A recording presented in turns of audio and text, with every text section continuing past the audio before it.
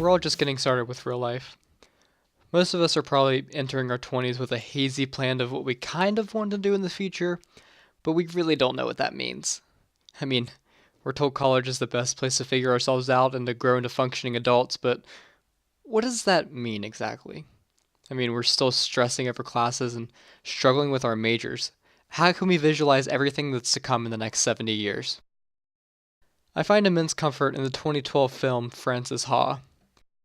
Directed by Noah Baumbach, Frances Ha stars Greta Gerwig as the titular character, Frances. I think Frances is a lot like us, a mid-20s woman who doesn't really know her place in the world yet. She's graduated from college in New York with her best friend Sophie, but Frances lives a lot less stable life than Sophie. Sophie works in publishing, while Frances is a dancer for a company in New York, but she really doesn't do dance. I'm sure we all fear the instability that Frances has in her life.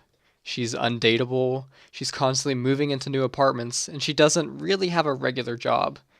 With a life like that, how does Frances make it? Life is more than monetary value.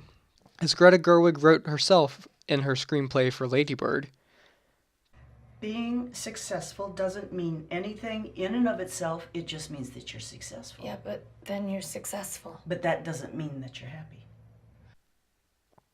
I turn back to Frances to look at something that provides her happiness: dancing.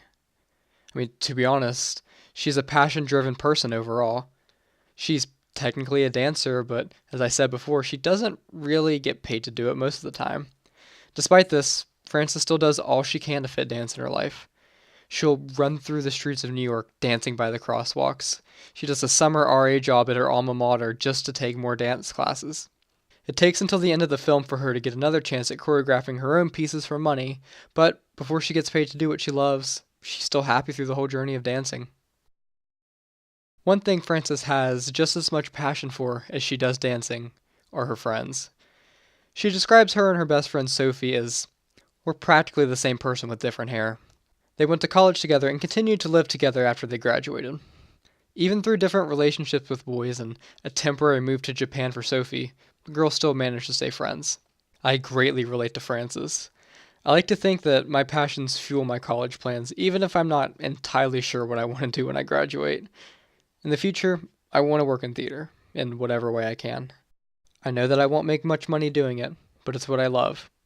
I think that's okay. For now, though, living with a little uncertainty for what comes next is okay with me.